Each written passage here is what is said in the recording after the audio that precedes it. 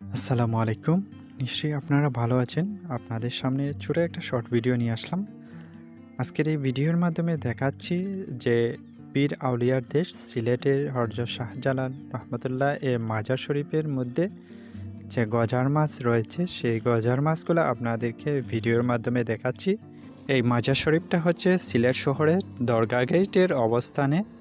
আপনারা চৌহাট্টা থেকে একটু সামনে গেলেই এই দরগা গেটটা দেখতে পারবেন, আর সেখানেই কিন্তু মাজার শরীফ অবস্থিত। আপনারা সিলেট বা দেশের অন্যান্য কোনো স্থান থেকে আসলে মাজারের এই সুন্দর দৃশ্যটা আপনারা দেখতে পারবেন। এখানে অসংখ্য গজার মাছ রয়েছে। এই মাজারের উত্তর দিকে কিন্তু একটা বড় একটা পুকুর রয়েছে।